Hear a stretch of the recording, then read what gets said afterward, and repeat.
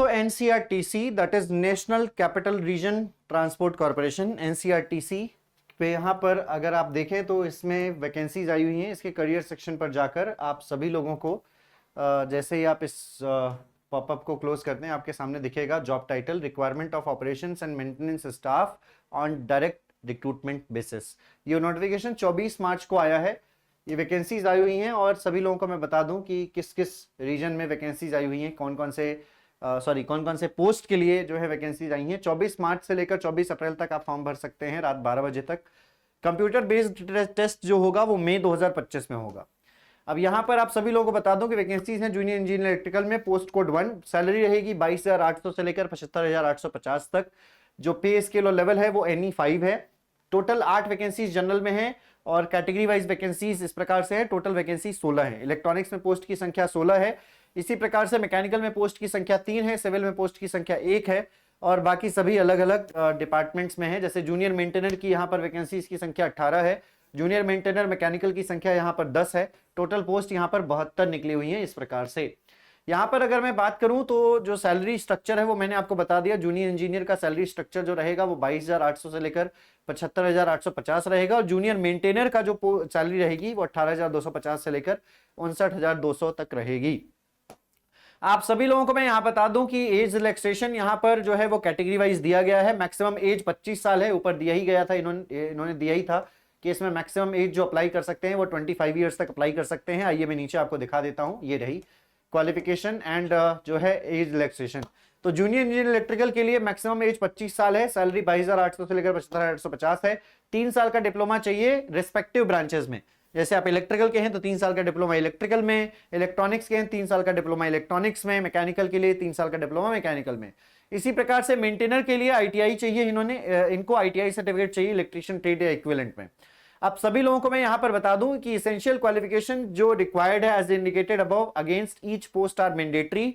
Only full time, सिर्फ full time वाले ही कंसीडर किए जाएंगे। यहां पर सारी की सारी एसेंशियल क्वालिफिकेशन जो है वो UGC रिकॉग्नाइज्ड इंडियन यूनिवर्सिटी से प्राप्त होनी चाहिए। Candidates claiming equivalence in qualification shall be required to produce a copy of the equivalence certificate. अगर डिग्री और डिप्लोमा है मैनेजमेंट क्वालिफिकेशंस में जहां पर ड्यूअल स्पेशलाइजेशन है, जैसे आप ITI प्लस डिप्लोमा है, one of the specialization necessarily needs to be function specific for which the post has been advertised। मतलब आपको दोनों दिखाना होगा यहाँ पर। और इसी प्रकार से यहाँ पर अगर मैं बात करूं तो सारे के सारे जो आपकी एलिजिबिलिटी क्राइटेरिया है वो 24 मार्च तक फुलफिल होना चाहिए। मतलब आपका जो डिग्री है वो 24 मार्च तक कंप्लीट हो जानी चाहिए। 24 मार्च के बाद अगर आपका रिजल्ट आता है तो आप यहाँ पर फॉर्म फिल नहीं कर पाएंगे। जिनको हायर क्वालिफिकेशन है सिमिलर डिसिप्लिन्स में वो भी अप्लाई कर सकते हैं। मतलब डिप्लोमा वालों के लिए BE-BTech के कैंडिडेट्स जो है वो अप्लाई कर सकते हैं। सो डिप्लोमा के कैंडिडेट्स भी फॉर्म फिल कर सकते हैं और BE-BTech के कैंडिडेट्स भी फॉर्म फिल कर सकते हैं यहाँ पर। ठीक है, चलिए तो फाइनल ईयर वाले एलिजिबल है कि नहीं ये डाउट क्लियर हो गया कि फाइनल ईयर वाले जो फॉर्म भर सकते हैं तो उनका रिजल्ट 24 मार्च तक आ जाना चाहिए, तभी आप फॉर्म फिल कर सकते हो, नहीं तो आप फॉर्म फिल नहीं कर सकते। और हायर डिग्री क्वालिफिकेशंस भी यहाँ पर एलिजिबल हैं। ठीक है, ये दोनों चीजें क्लियर हो गई।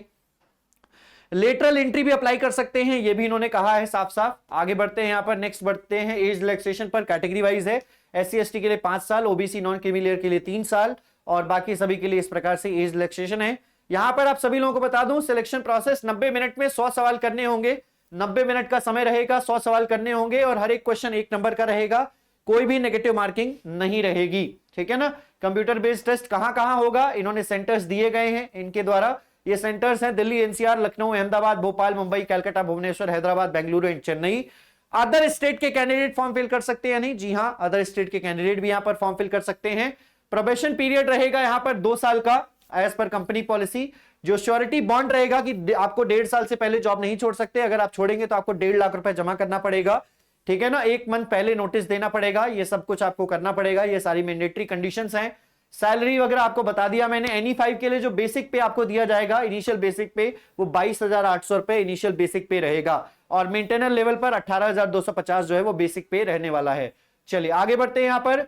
और जो सिलेक्टेड कैंडिडेट्स हैं उनको जॉब फंक्शंस जो है वो असाइन किए जाएंगे as per the business requirement of the company, including working in shift operation. Shift में भी काम करना पड़ेगा। ट्रेनिंग भी रहेगी यहाँ पर, ट्रेनिंग पीरियड आपको प्रोवाइड किया जाएगा। पेमेंट जो है वो फॉर्म भरने की फीस जो है वो 1,000 रुपए है। 1000 रुपए है जनरल के लिए, और ओबीसी और ईडब्ल्यूएस कैंडिडेट्स के लिए, एससी एसटी के लिए यहाँ पर किसी भी एप्लीकेशन फॉर्म को पे करने की जरूरत नहीं। एप्लीकेशन फॉर्म फीस नहीं है एससी एसटी कैंडिडेट्स के लिए, ठीक है ना। चलिए, तो 24 मार्च से लेकर 24 अप्रैल तक जो है फॉर्म फिल कर सकते हैं। बाकी सारी जरूरी चीजें आपको वेबसाइट पर इस पीडीएफ में देखने को मिल जाएंगी, और जो है बाकी जो जनरल इंफॉर्मेशन है वही सारी चीजें इसमें दी गई हैं। और जो भी आपका बताया है मैंने, कोर्सेज की अगर मैं बात करूं तो कौन कौन से लोग अप्लाई कर सकते हैं, इन ब्रांचेस के लोग इसमें अप्लाई करेंगे, मैकेनिकल में, इसी प्रकार से इलेक्ट्रिकल डिसिप्लिन के कैंडिडेट इलेक्ट्रिकल में अप्लाई करेंगे, इलेक्ट्रॉनिक्स के इन डिसिप्लिन के कैंडिडेट जो हैं वो इलेक्ट्रॉनिक्स में अप्लाई करेंगे। यानी सीएसआईटी वाले भी अगर पूछ रहे हैं फॉर्म फिल कर सकते हैं या नहीं, तो इलेक्ट्रॉनिक्स के डिसिप्लिन में फॉर्म फिल कर सकते हैं। सिविल इंजीनियरिंग के कैंडिडेट सिर्फ सिविल में फॉर्म फिल कर सकते हैं। चलिए, तो ये थी जरूरी इंफॉर्मेशन, और आई होप आप सभी लोगों को जो बेसिक जानकारियां हैं वो क्लियर हो गई होंगी। इसी किसी प्रकार की और भी जानकारी अगर आपको चाहिए तो आप इस वीडियो के कमेंट सेक्शन में लिख दीजिएगा, हम आपके लिए सेपरेट वीडियो बना देंगे।